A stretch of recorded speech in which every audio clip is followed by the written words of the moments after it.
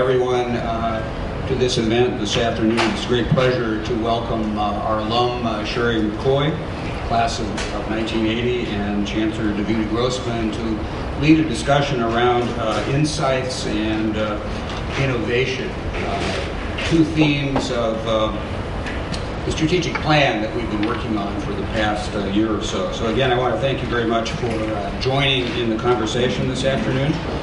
And coming back to the strategic plan, as you know, we've been working on this the past year. Recently been launched by the Chancellor at the Convocation Breakfast and some press releases in the last week or so. A very collaborative process.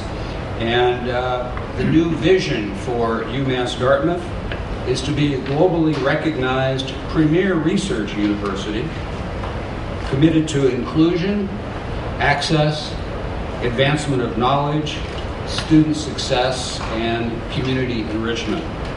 There are 5 specific goals to the strategic plan, including innovative and high-impact research, integrated student-centered experiences, excellence in research, scholarship, and innovation, highly productive collaborations, partnerships, and community engagement, and finally the 5th one, the infrastructure to support the success of the first 4 goals. So one of the themes you'll see in many of the goals is the word innovation, which is the theme of the discussion and meeting this afternoon. In many ways, some of this innovation and strategic planning has already been underway.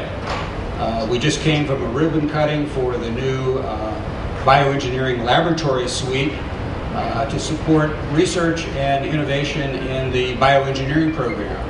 The program is an innovative curricular development in the last 3 or 4 years, and we now have about 115 undergraduate majors in that program. So that's in the spirit of interdisciplinary work and innovation that will drive and advance the institution in the 21st century. So let me first introduce our distinguished speakers and guests today. First, Sheri McCoy, who is the Chief Executive Officer of Avon Incorporated. Avon is the largest direct seller beauty company in the world, with over 6 million representatives working in more than 100 countries. That's a lot of frequent flyer miles. She is one of just 24 female CEOs of a Fortune 500 company, and in 2014, Sheri ranked number 27 on Fortune magazine's 50 most powerful women in business, which she's been listed on since 2008. Sheri joined Avon after 30 years with Johnson & Johnson, where as vice chairman, she oversaw 60,000 employees of that company's pharmaceutical, consumer, corporate office of science and technology, and information technology divisions. She is a research scientist who holds 4 patents. Sheri serves on several community and education boards, including FIRST, a nonprofit organization created to inspire young people's interest and participation in science and technology. She joined the Chancellor Grossman's advisory board here at UMass Dartmouth just this past year. Sheri earned her BS, her Bachelor of Science degree in textile chemistry from UMass Dartmouth in 1980, her Master of Science in chemical engineering from Princeton University, and her MBA from Rutgers University. We awarded Sheri an honorary degree from the Charlton College of Business when she spoke at commencement in 2013. I first got to know Sheri about 5 years ago, visiting her at Johnson & Johnson in New Brunswick, New Jersey, and Sheri was instrumental in some of the early discussions and planning meetings we had for our new bioengineering program. So we're delighted to have Sheri with us today.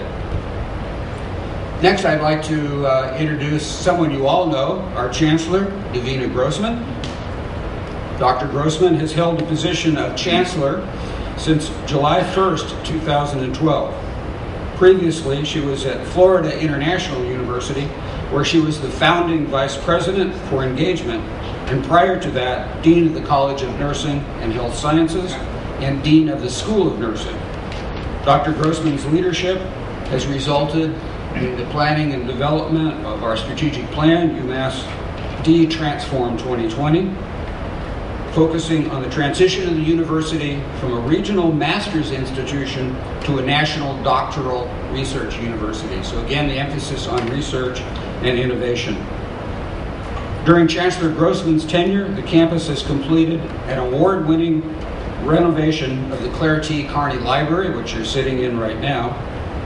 We built the Elizabeth A. Pennington Nursing Simulation Laboratory and the Hall Hildreth Innovation, Design, Art, and Engineering Studio, otherwise known as IDEAS, and expanded the Fitness Center as well. Chancellor Grossman serves on the executive committee of the Coalition of Urban and Metropolitan Universities, chairs the Connect Southeastern Massachusetts Public Higher Education Partnership, and recently completed her term as National Advisory Committee member of the Robert Wood Johnson Foundation Nurse Faculty Scholars Program. She's a fellow of the American Academy of Nursing and editorial board member of the American Journal of Nursing.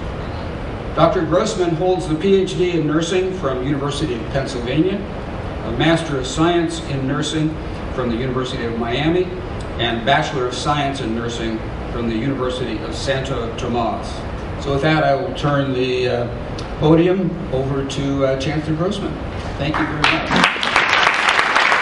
Thank you, Dean Peck, and good afternoon to all of you.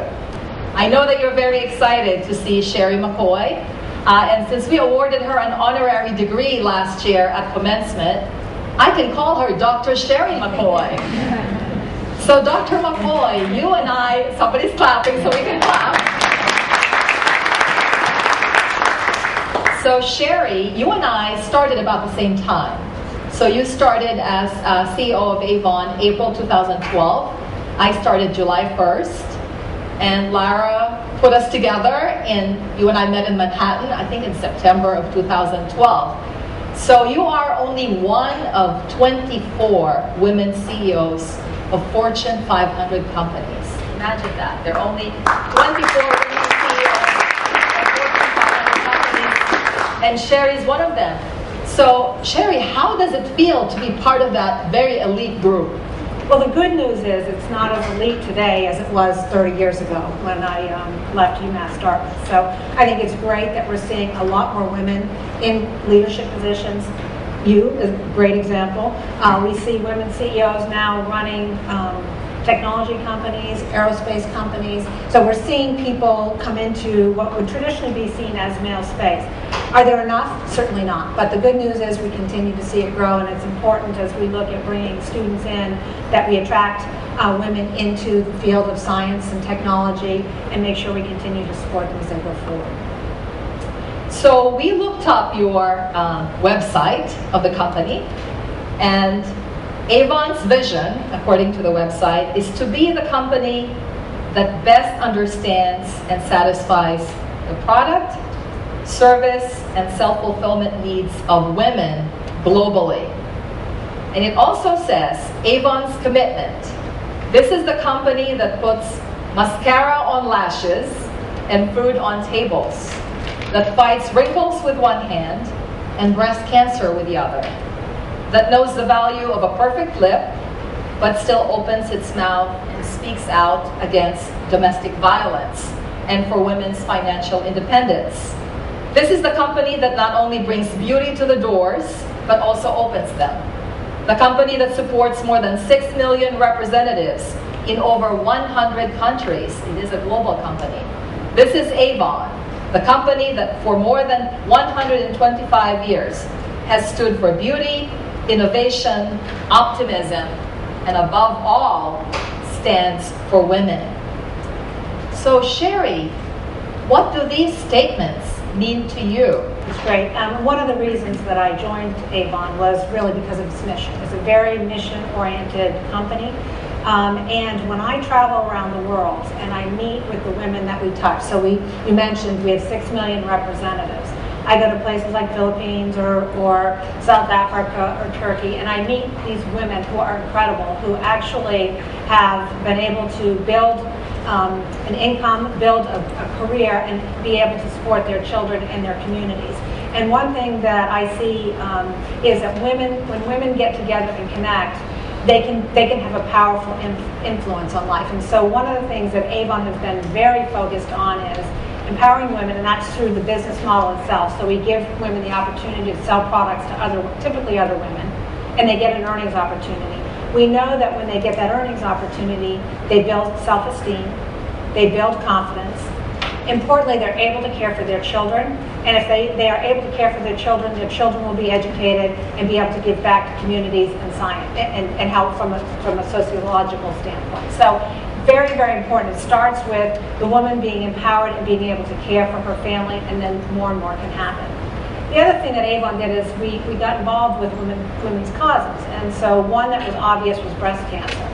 And this is something that the representatives feel very passionate about because most women know another woman who has been impacted by breast cancer, particularly in developing markets where there's a lot of opportunity to educate. And so our 6 million representatives actually sell products, pink ribbon products, and whatever they sell goes and gets donated to our foundation, and we're able to match that and give back on education awareness.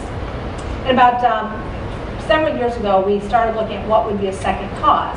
And one of the things that we heard a lot about was domestic violence. The women are in homes of other women. They're talking about things that are important to them. And domestic violence was one that really was not getting a lot of support. So Avon is actually the #1 corporate supporter of domestic violence. And here what we do is we educate, we give people opportunity to reach out to different facilities around the world. We do a lot of work on college campuses for helping women speak up and helping educate both men and women on that topic. And that's something that makes me very proud because it's something that people don't often talk about. And so when we look at Avon, it is about women. It is about women coming together in their social circles. But what I see, and the thing that probably gives me the most excitement, I deal with all the negatives and dealing with Wall Street sometimes, but the positive is what we do for women, and the fact that I meet so many women who are really inspirations to me as I travel the world and see what Avon's been able to do for them and what they've been able to do for Avon. So it's a really fascinating company with a fascinating mission. So you made reference to the fact that it's a global corporation, and I noted that you are in the Philippines, which is where I grew up. You're in Namibia, you're in Morocco, you're in Serbia. You're in many countries, and you mentioned earlier when we got together that 85% of the company is abroad. Can you describe some of the challenges of that, being abroad for most of the time, and also some of the opportunities of being the leader of a global company? I would say there's a lot more similarities in people than there are differences. Women care about caring for their family, they care about giving back to society, they care about how they look. I mean, all those things, it may manifest itself differently, but those are things that are common when I travel the world. So seeing that is really, in some ways very inspiring and motivating because there are a lot of things we can do to help women. At the same time, people live in very different situations. If I travel in some of the developing world or the emerging markets, women do not have the same opportunities that we have in developed markets. And so looking at how to help educate and support women is critically important in some of those markets. And so it's one of these things where it is challenging to be on a plane all the time, but at the same time, being in the markets and looking at how we can make sure we're serving women either through education, as an example, we have a digital program where we teach women how to use Facebook and social media so they can communicate about their products, but also be able to communicate with other women. Those are things that are really important, serve the women's needs, but also benefit the company. Being in those markets to be able to see that and see it come to life are critically important. And also understanding there are differences in women in terms of taste. Fragrance is more important in some markets. Skincare is different in other markets. Shades of products make differences, are different. So understanding that from a global standpoint and saying what's common and what needs to be tailored to the individual market is critically important. And the only way you can really see that is to be in the markets and make sure you're supporting the local management teams. In cultures where perhaps there are certain expectations of gender roles, gender stereotypes, how do you maneuver your way through some of those challenges? And if you have any examples, I think that would be great for our students to hear. Well, the good news is it's changing quite a bit. When I go to markets, I typically will meet with government officials in a given market. A lot of times I'll meet with economists to understand what's happening, and then I'll meet with, in some cases, suppliers or people that we work with. Years ago, when I started first traveling to Asia and specifically spent quite a bit of time in Japan, it was a real challenge where I would be at a table and the men there were no women at the table other than me, and the men would respond to the males that were with me, and I happened to be their boss, but they would not have a conversation with me. What I quickly learned was I'm not going to change the culture. I need to work through the system, and I would say, okay, this is how we're going to manage this meeting. Let's deal with that. Today, when I go to Japan, you see young women all over the place. You see a lot more women coming. It's still not where it needs to be, but you see them into politics and government, et cetera. So the world is changing, but I think it's important, and I always tell my team, is to respect the local culture, to respect how people were raised, understand what you can do in a way that doesn't compromise you as a person, but also be respectful. And I think getting that balance is very, very important in a global world. Understanding that there are different norms and there are different societal needs, and being respectful of that is important. So earlier when we were speaking in my office, we talked about what it's like to lead change. And I shared with you that we just publicly launched our strategic plan, UMass Lead Transform 2020, which Dean Peck made reference to. And all of the provost calls it the strategic doing that we would need to focus on in the next few years leading up to 2020 to make sure that those strategic goals are achieved. You have been, when you were named, you're expected to be the turnaround CEO of Avon. So if our students were following this in the news, there was a prior CEO, Andrea Young, who was there for 12 years, and it was after she stepped down that you were appointed. So can you speak to, again, the perspective of someone who is in the seat of a company that everybody's expecting to be turned around, and again, all of the opportunities in that? Leading change is never easy. It requires a focus on what's critically important in terms of the vision of setting forward where you're going to go. But one of the things that I've learned through leading change is it really starts with people.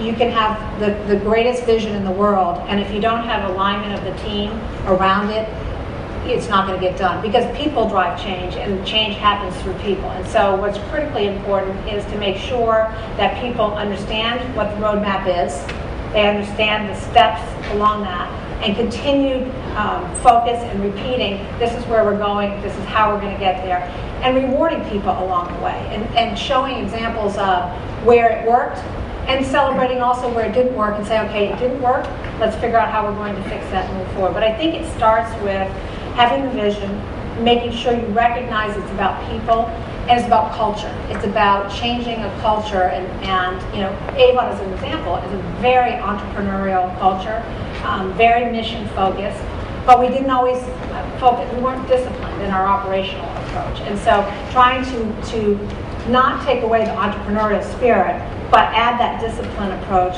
is critically important. And so one of the things that we did was developed what we call leadership and action behaviors. You need to be accountable. You say what you're going to do, and then you do it. You need to be courageous and speak up and challenge the status quo. If it doesn't make sense, let's have a conversation about it. You need to be decisive. So understanding, getting multiple points of view, and then make a decision and move forward. And then importantly, you need to inspire. You need to get the team aligned against that goal. And so changing those behaviors and getting people to understand these are the things we're going to measure you on as a culture. So it's accountability, courageous, decisive, inspiring.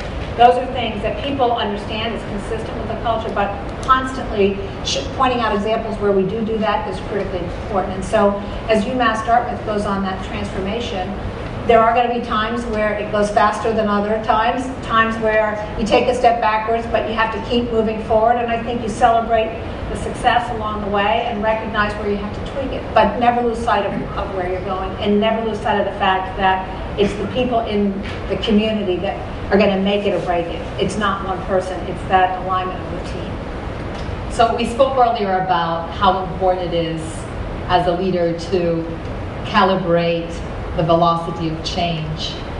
can't be too fast, can't be too slow. So can you give us an illustrative example of how you do that at Avon?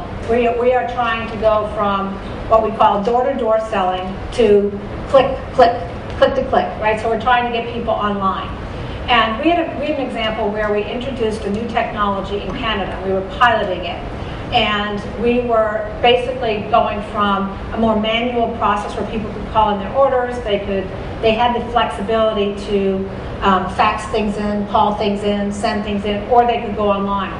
We developed a system where we went and put everything online. So everything was digital, how we communicated, how people operated, and we tested that. And that was too much change too fast. It was, we basically said we're trying to force people, and some of these people had been selling with us for 25 years, to go from what they had been used to doing to a completely new technology and new system.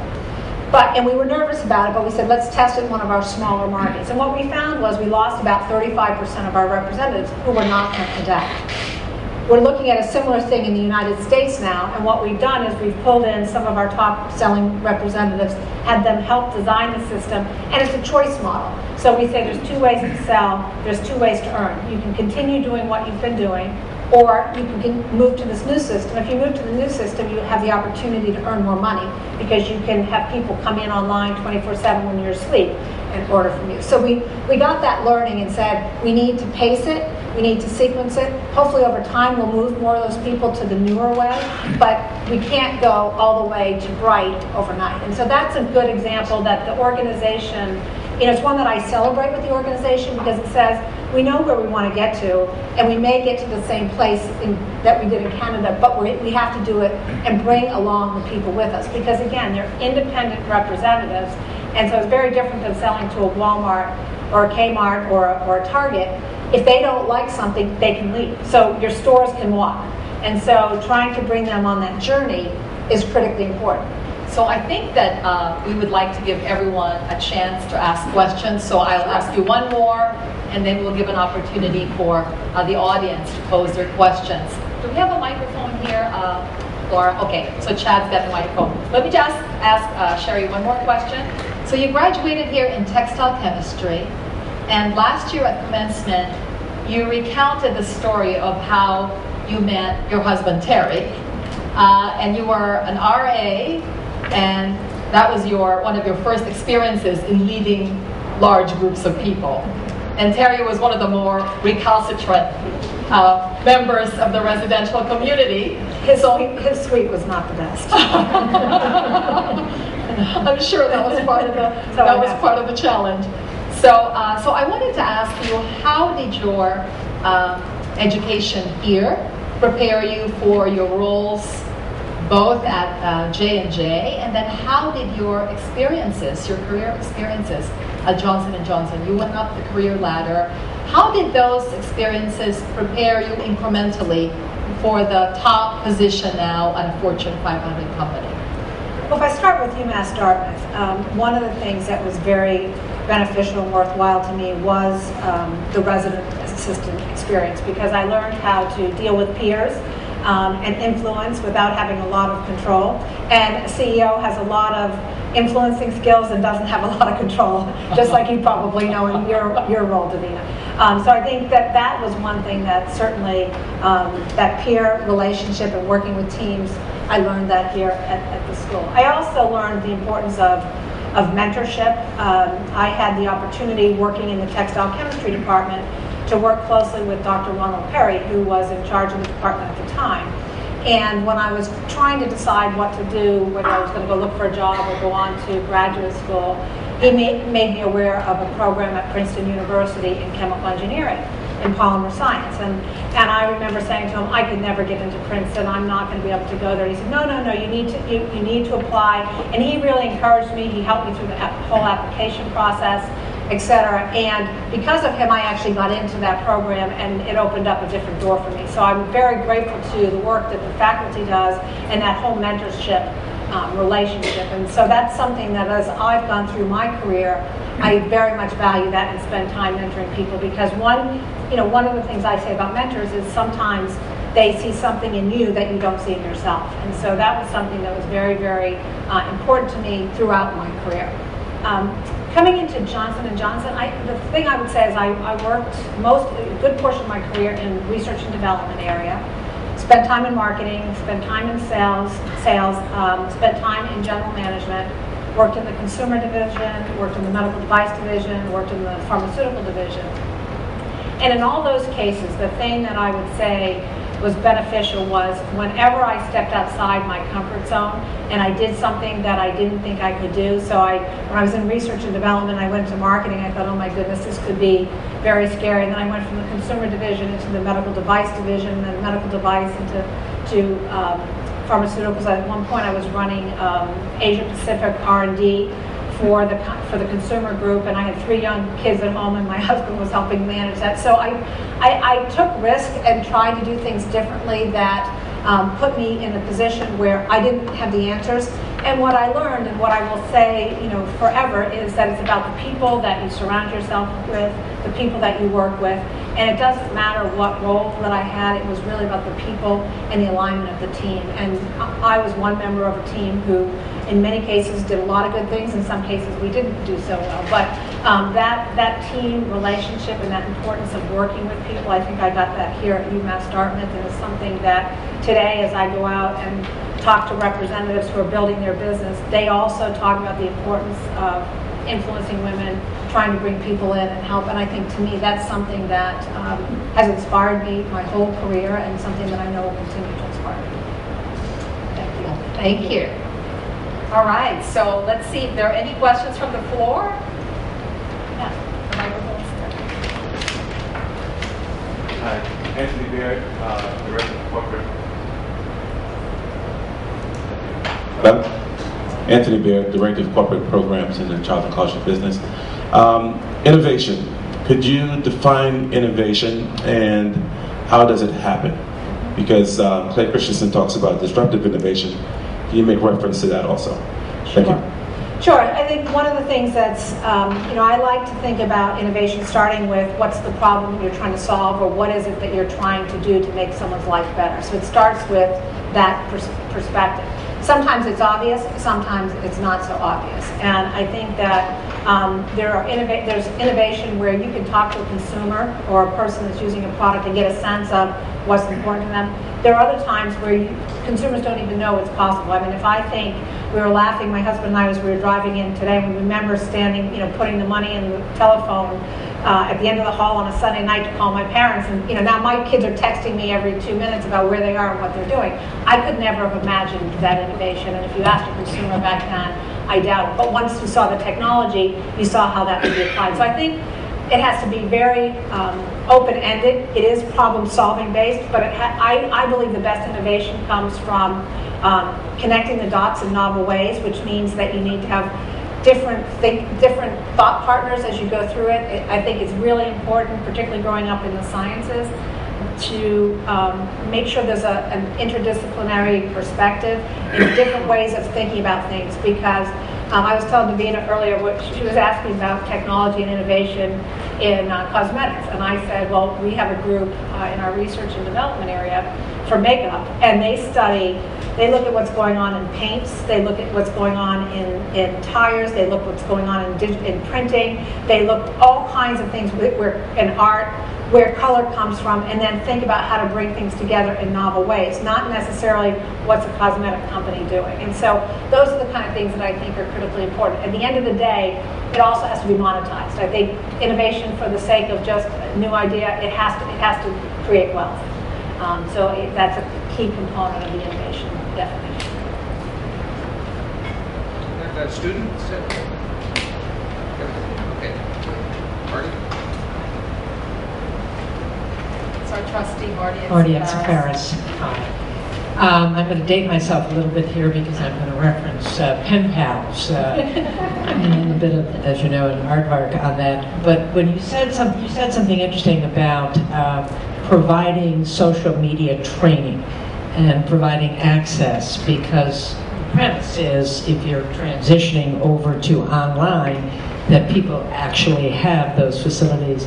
Tell us more about that program, because it seems to be has such enormous potential. Sure. So one of the things that's interesting for the Avon business is we look at our Russian business. Our Russian business is much more advanced than our United States business. The women there, very well educated, not a lot of job opportunity, huge distances between them and their friends. And so they right away got on 100% order online. Everything they do is on Facebook. So we give them their own little click. They can create their own Facebook page. They can talk about themselves. They can talk about the products that we're offering during a certain campaign. And they've been able to do that. In the United States, as we look at that, we're also showing women how to communicate with friends, send out emails. Some of it we'll do for them themselves. They can just give us their name and we send it out on their behalf, and it looks like it's from them. So getting them to understand the importance of social circles, because women are social, and a lot of it, particularly in our Latin American markets, a lot of the selling is done face-to-face still. But in other markets, you want to be able to have that face-to-face interaction, but also be able to pulse friends and family who don't live nearby and say, there's this great product, I recommend this color for you, I recommend this fragrance for you, whatever it is that you're recommending. That's what we're doing. So we're helping women build their business. To do that, we're saying if you just sell face-to-face, there's usually probably 5 to 10 people that you're going to influence. If you decide you go to your work life, and you can touch more people. If you go online and people find you, and there are people that you can touch, you can have a lot more people that you sell to, and therefore you get more money. And so, as an example, they would earn typically a 30% commission if they sell face-to-face.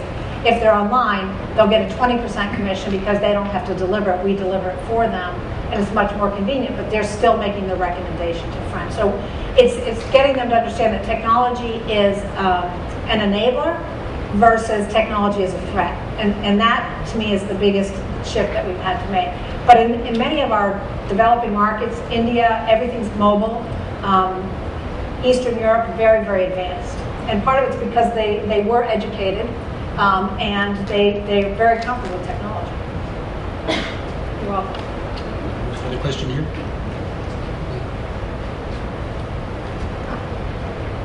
Professor Weatherford. I'm Barbara Weatherford, faculty in the College of Nursing, and I teach leadership. So what would you say would be the attributes of and skills of an innovation leader? A good listener. Someone that is more interested in figuring out how to bring things together in a collaborative way than standing out and saying, I have the answer. Someone that is okay with conflict and okay with ambiguity and complexity.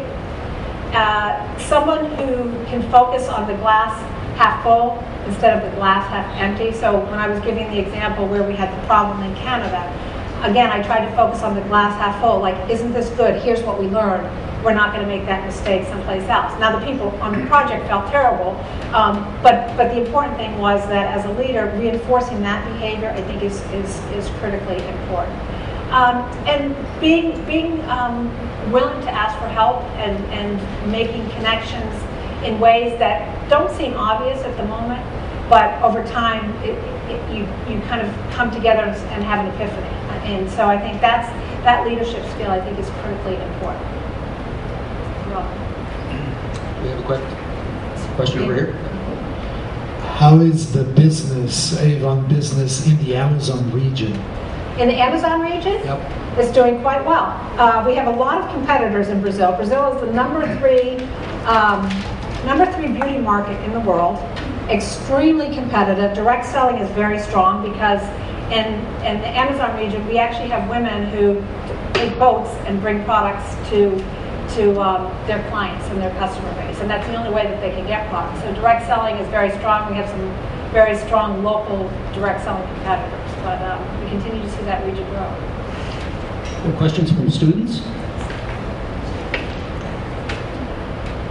I may not look like it, but I'm a student. I'm just an older one. I just have, first of all, thank you for this talk. It's been wonderful, and I think we've all learned a lot of great information.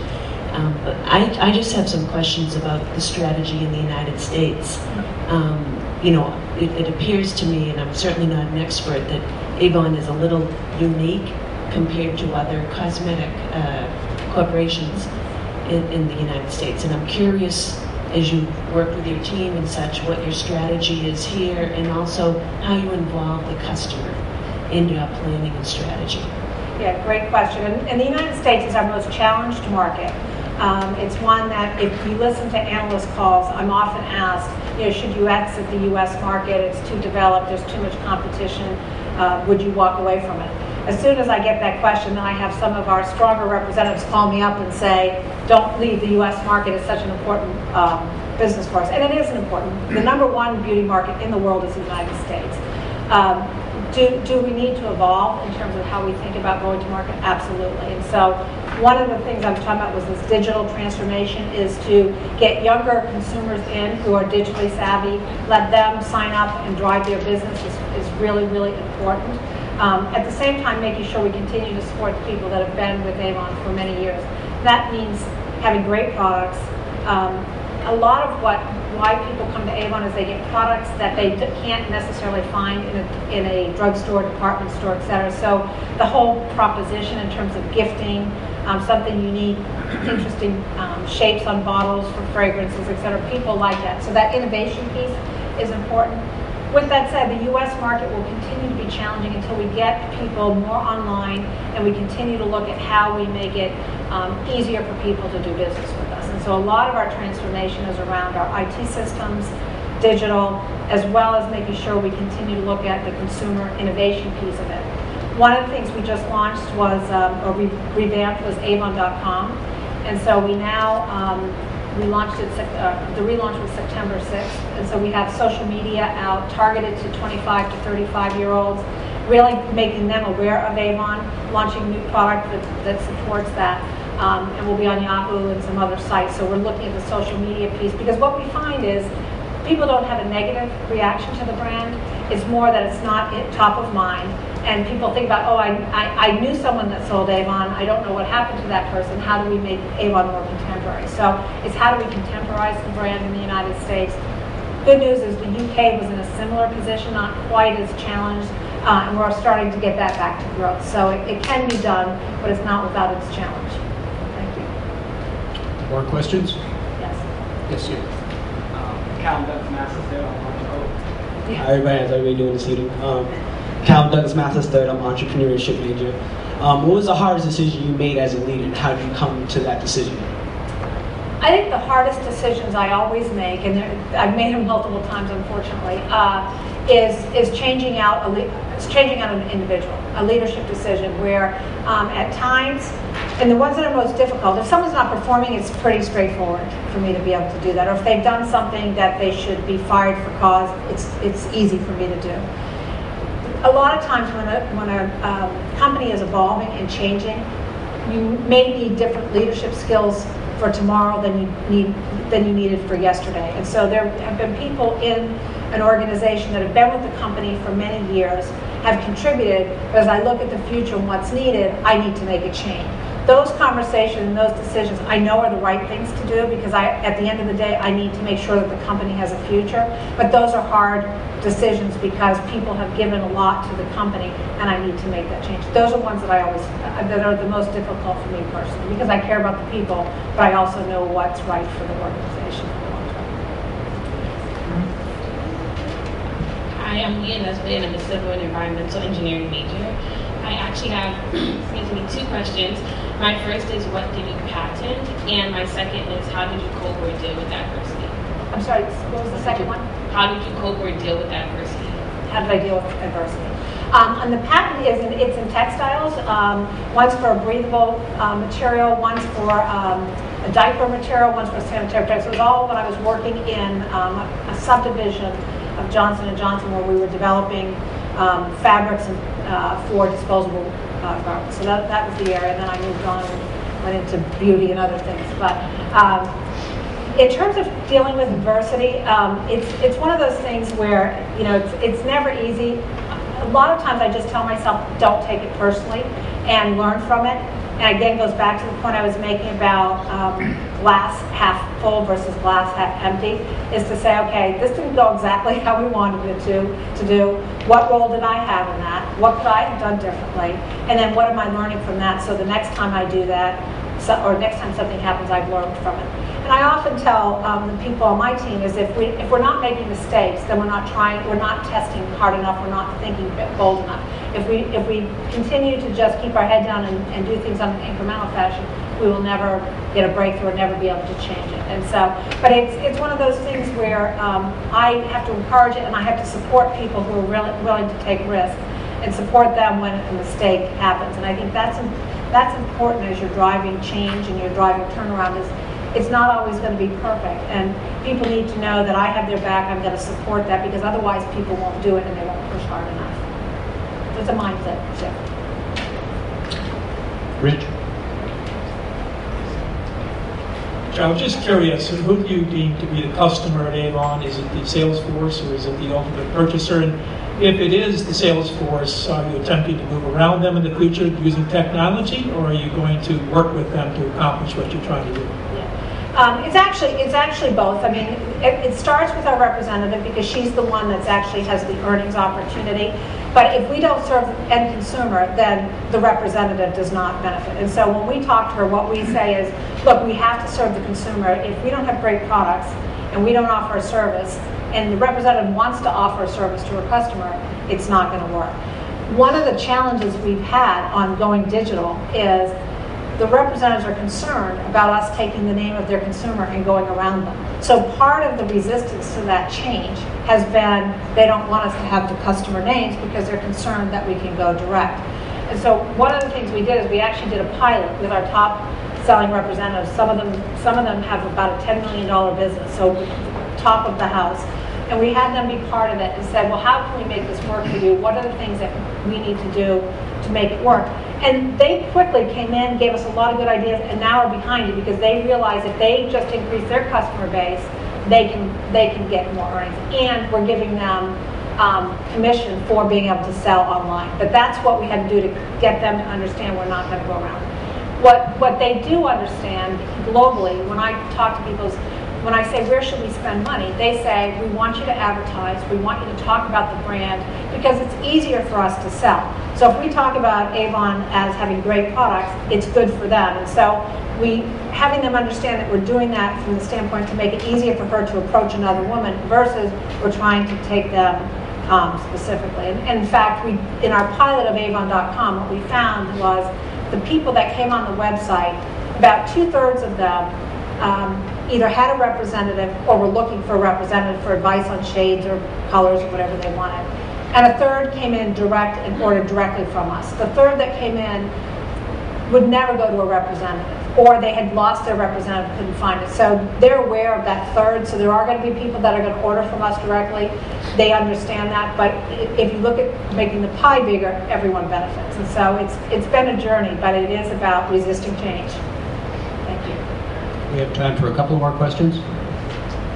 Great presentation, thank you. My name is Godwin. I'm in the School of Business. And I always use your old mission statement that says that the mission of Avon is to empower women. The ambiguity of that is so important in teaching clarity of vision and mission. I'm wondering, how do you get away from that? How do we get away from that? From that clarity of vision. Today, everybody's mission statement and vision statement, they all sound alike. Yeah. But I thought the mission of empowering women is so clear. Well, I think one of the things that benefits us about that vision of empowering women is they are actually getting an earnings opportunity from us. So it's very clear that the model is so linked with it, you can't separate it. The areas that we focus on in terms of education and training women, in terms of how to build their business, links to empowerment. The work that we do in breast cancer, obviously if someone's worried about their health, they can't care for their family. And domestic violence is all about empowering women so that they have a voice, giving them the support. And so I think we're lucky from the standpoint of a lot of people can say empowering women, but we have all the different facets, both from a business model standpoint, as well as the causes that we support.